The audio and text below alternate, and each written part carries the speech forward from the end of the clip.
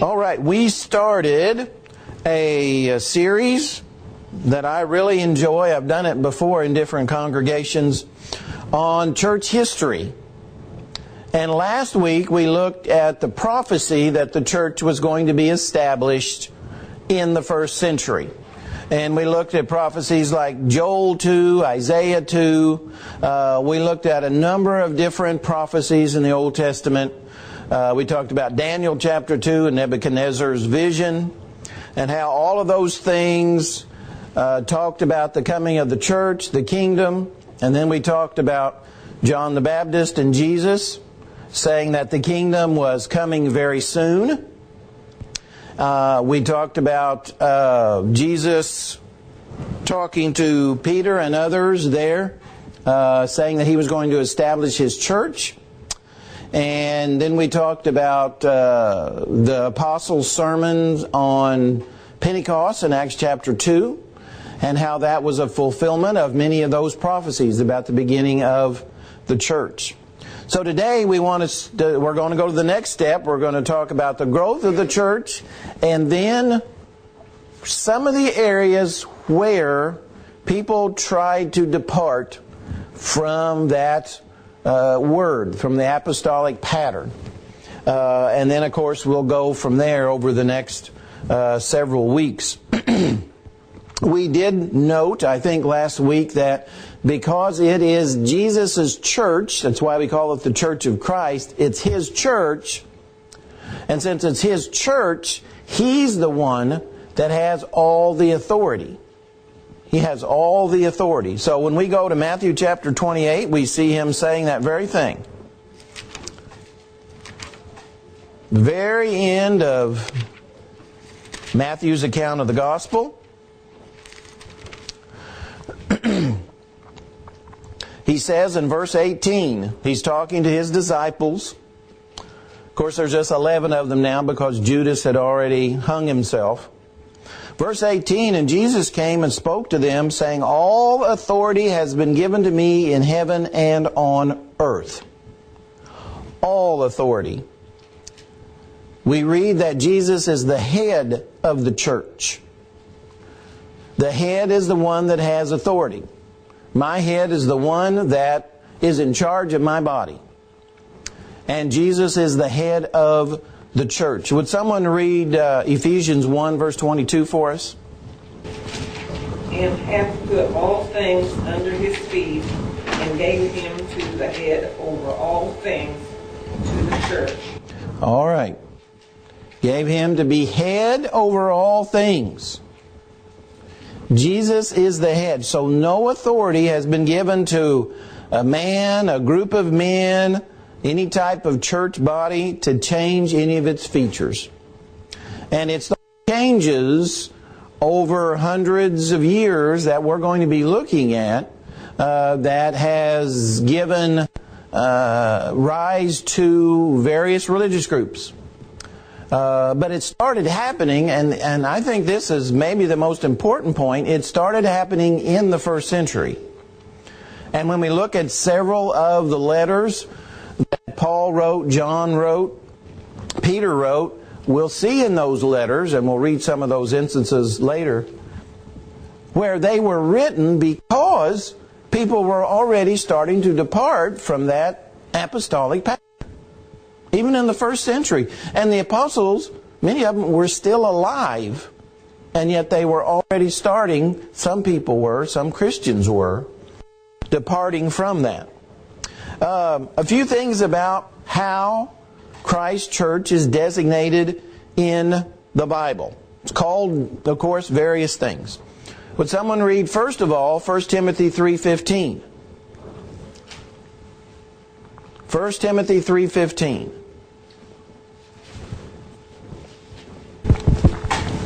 But if I am delayed, is that the one? Yep. But if I am delayed, I write so that you may know how you ought to conduct yourself in the house of God, which is the church of the living God, the pillar and ground of the truth. Okay, there's a lot there about what the church is. Church of the living God. We're not part of a dead church. We're the family of God. We're the pillar and ground of the truth. In other words, one of our responsibilities as the Lord's church is to be that pillar and ground of the truth. So we have that obligation on our shoulders to know what the truth is and to practice it. And again, that's where a lot of the departure started to happen. Okay, what about Ephesians 5:23 through 25? I mean, we're just going to look at a few. There's lots of different ones, but Ephesians chapter 5, verses 23 through 25. For the husband is the head of the wife, and Christ is the head of the church, and he is the Savior of the body. Therefore his church is subject unto Christ, so let their wives be unto their own husband in everything. Husbands, love your wives, even as Christ who loved the church and gave himself for it. Okay, there the church is called the church. The Greek word ecclesia, the idea of an assembly of people called out of the world. That's what we are. See, we are to be distinct. About one more. 3 verse 9. 1 Corinthians 3 verse 9. For we are laborers together with God. Ye are God's husbandry, ye are God's building. Okay, you're God's building. And then later on in that same chapter, he calls us, the church, the temple. So we're the temple of God. We're the building of God. So, and that's a few. There's so many other ones that designate Christ Church. And they designate aspects of it. Different aspects of who we are and what we're to do. The first area that people started to depart from the Lord's church was in its government and organization. That was the very first departure. And Paul warned about this. And we'll read those verses in a minute. But Paul warned, and this was in Acts chapter 20. So even, in AD 60, the church had only been around maybe 30 or 40 years. And yet Paul was already warning people that there was a departure starting. That soon after the church started. We know when we read that Jesus is the supreme ruler of the church. He is the one who has all authority. And of course, the apostles, while they were alive and what they wrote, had authority because He gave them authority. Remember what He says in Matthew 16 through 18, that to Peter and the others, that He was going to give them the keys to the kingdom, and what they had bound, or what had been bound in heaven will be bound on earth, and what was loosed in heaven will be loosed on earth. So the apostles had authority. And so what they wrote has authority. And then as far as the local congregation, then if there are qualified individuals, and they have to meet some fairly strict qualifications, then there are to be elders, and then deacons. And then that's all that we have. Well, that's where the problem started, was in that group of individuals called elders, called pastors, called shepherds, called bishops, called overseers, all the same group. That's where the first departures started to happen. And we'll get to that in a moment. We read, of course, about how fast the church grew. We talked a little bit about that last week. The church grew. There were many people added to it. Thousands sometime at once. 3,000 were added on the day of Pentecost, and then people were added daily to the church. So there were a number of Christians in that part of the world in the first century. There were a number of them. They were multiplying, it says. Multitudes of men and women were added to the church. They responded. Multiplied was probably the most common term describing the church's growth. The numbers multiplied. That's what happened. And so you read the book of Acts and others and you see that. Well, now, let's go. I mentioned Acts chapter 20. Let's go to Acts chapter 20. And we'll read some of these places where the apostles and others said that there were going to be departures. So would someone read in Acts chapter 20, verses 28 through 30? Therefore take heed to yourselves and to all the flock among which the Holy Spirit has made you overseers, to shepherd the church of God, which he purchased with his own blood. For I know this, that after my departure, savage wolves will come in among you, not sparing the flock. Also, from among yourselves, men will rise up speaking perverse things, to draw away the disciples after themselves. Okay, now he's talking, remember, he had called the elders from Ephesus to meet him because he had spent a lot of time with them. And so he says, you need to take heed because things are going to start to happen. You need to take heed to your own selves and the entire congregation there at Ephesus.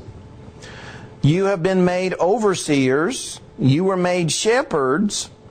He says, for I know this. It's not something that may happen. He says this is something that is definitely going to happen. And again, we're talking about just a few decades after the church began. It didn't take long. So he says, after my departure, savage wolves. That's how he describes them. You know, Jesus describes them as wolves in sheep's clothing back in Matthew. Will come in among you, not sparing the flock. So he says, after I leave, it's not going to take very long.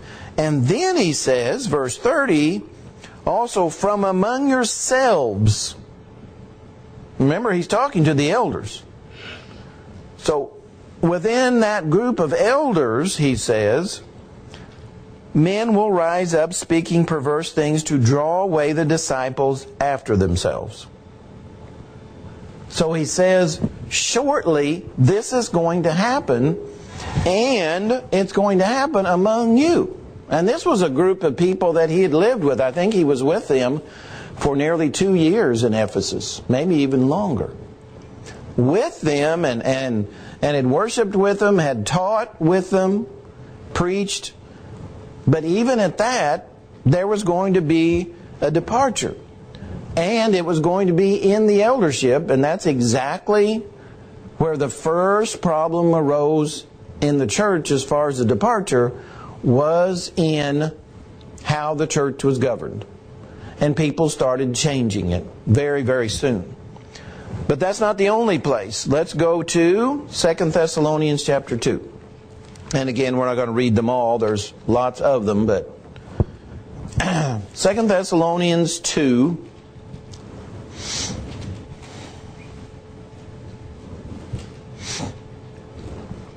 And let's see.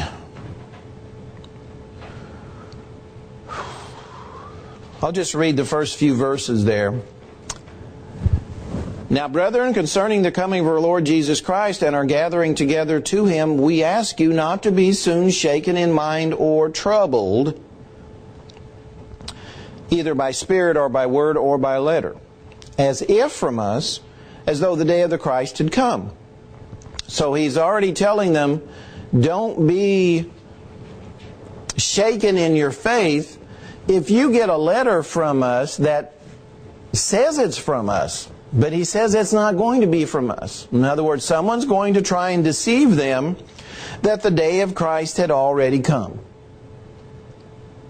Remember when he wrote 1 Thessalonians, he wrote to them because they were worried about the people who had already passed. Are they going to get to be a part of the resurrection? Well, now, he says, don't be deceived.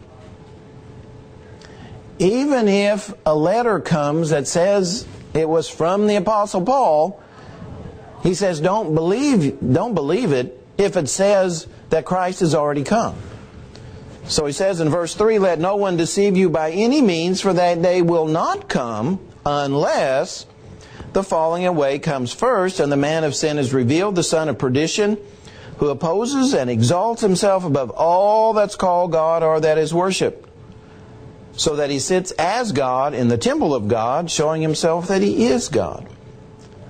He says, don't believe any sort of letter or rumor that Christ already came.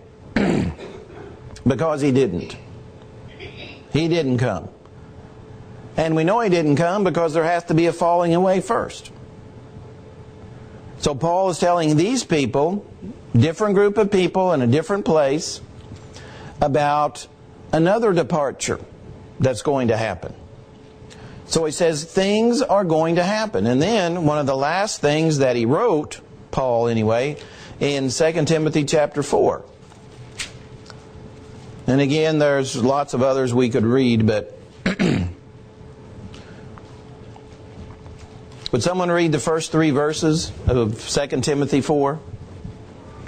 The first 3 verses. I charge you therefore before God and the Lord Jesus Christ, who will judge the living and the dead, at his appearing and his kingdom. Preach the word, be ready in season and out of season. Convince, rebuke, exhort, with all long-suffering and teaching. For the time will come when they will not endure sound doctrine, but according to their own desires, because they have itching ears, they will heap up for themselves teachers. And they will turn their ears away from the truth and be turned aside to fables. And that's exactly what started to happen even in the first century, and that has happened ever since up to today.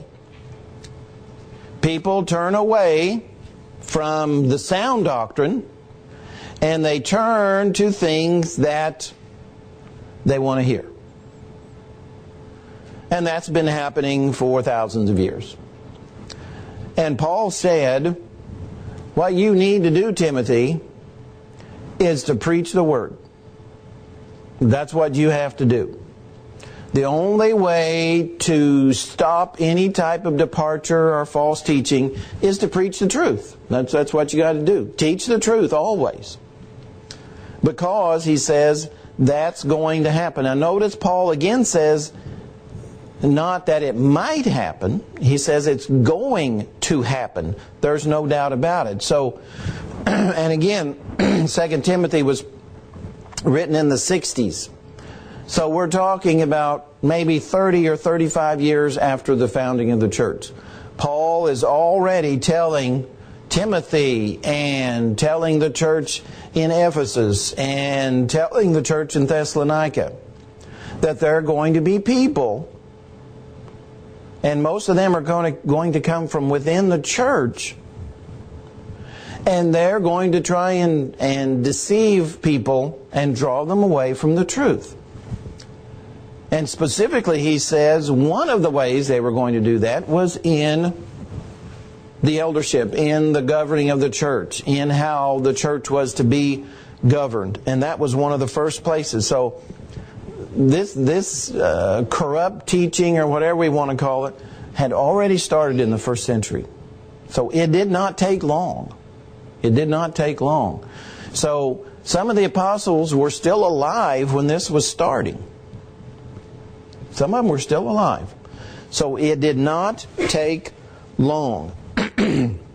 And Paul, in another place, remember in Galatians chapter 1, he says, even if an angel from heaven teach any other doctrine, let him be anathema, let him be accursed.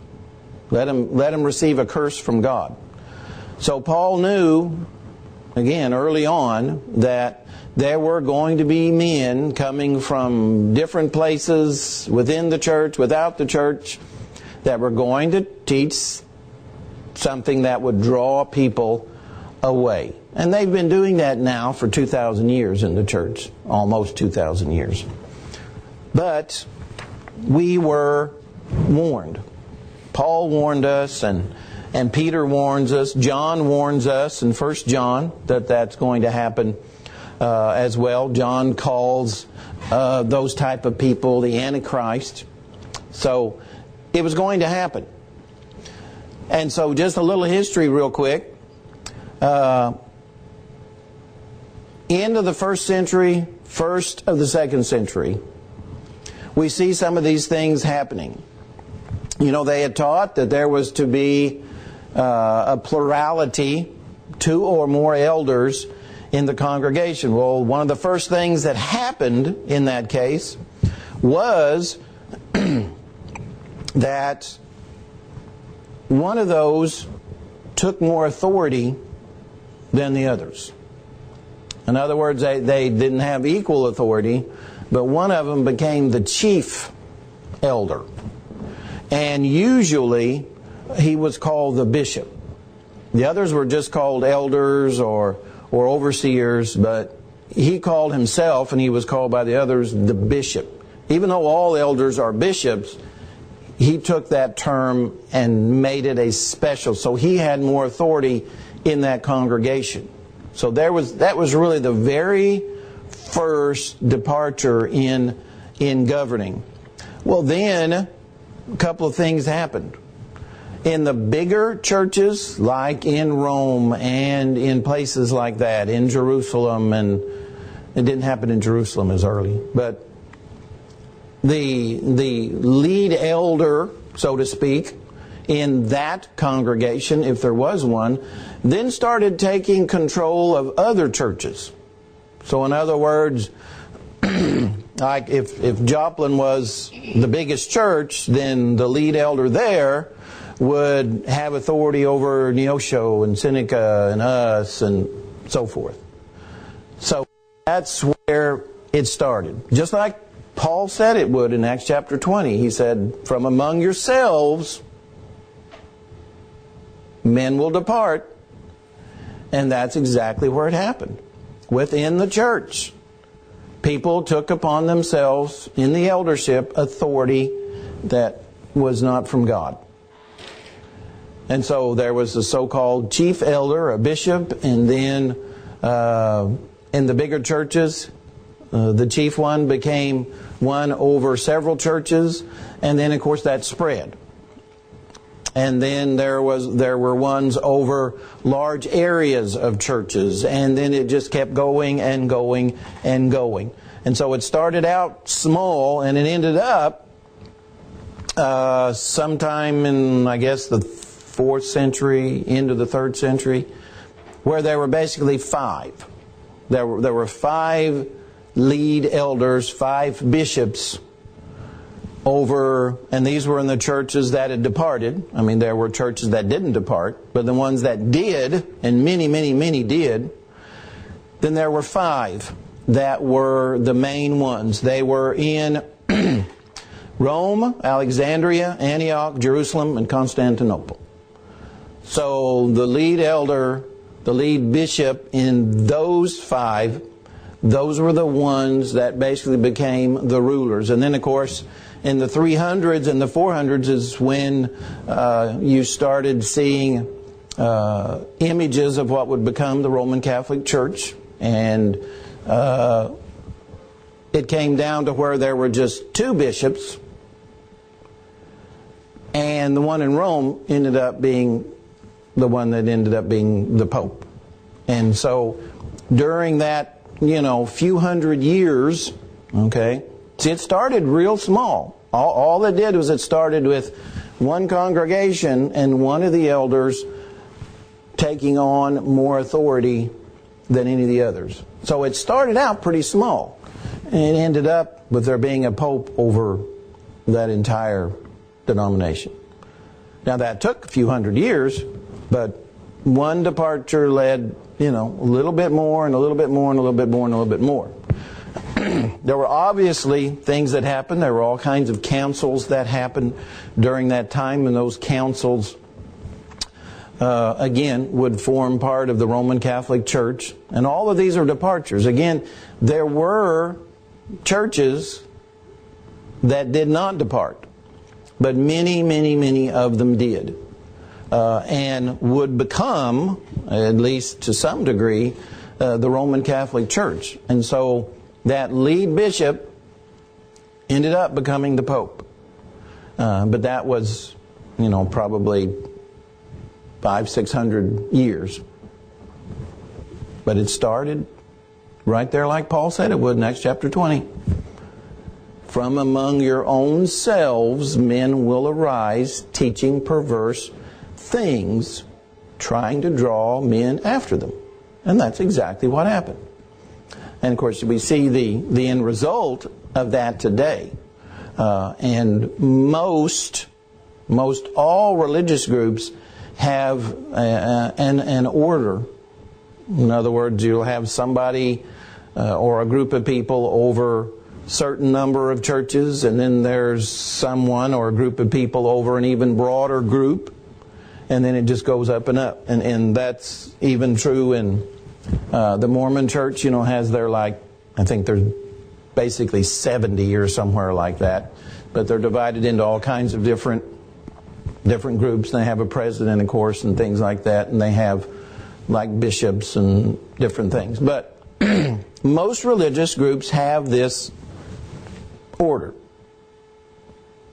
But Jesus and the apostles made it plain there is no order. There is nothing beyond the local congregation, nor can there ever be. In other words, each congregation governs itself. And there's not supposed to ever be anything beyond that. But when you start with one little thing, then look at the enormous impact of the one little thing. Because that's where it started. One little thing. And so there were these things already starting to work in the first century, mid part of the first century, already starting to work. And they had all kinds of, there were other departures too, nothing probably quite as bad as that, but there were other departures. There were people teaching that miracles didn't cease there in the first century. There were other groups teaching what would become the 1,000-year reign of Christ. So that's nothing new. We think about the 1,000-year reign of Christ starting back in the 1800s with people like Schofield and others. But that's a very old belief. And of course there were so-called Jewish Christians. Paul had all kinds of troubles with these people. They were saying that you had to keep part of the old law as well as the new. Well, Paul had to combat that all the time. There were groups even in the first century teaching that the physical body was bad, and they basically become ascetics, and they tried to, at least many of them, harm the flesh, I guess would be what you would call it. So there were other things happening there too, but those were some of the main things, and many of them started in the first century, and there were lots of them by the second. Especially once John, that last apostle, died, then all kinds of things started. He died toward the end of the first century. Then by the beginning of the second, the departures were really, really starting. And they would just continue on for years. Well, that's kind of where we probably need to stop today. We'll continue on with our history lesson, Lord willing, next Sunday morning, when we get a little bit more into the early stages of the Roman Catholic Church and a little bit more about how it started.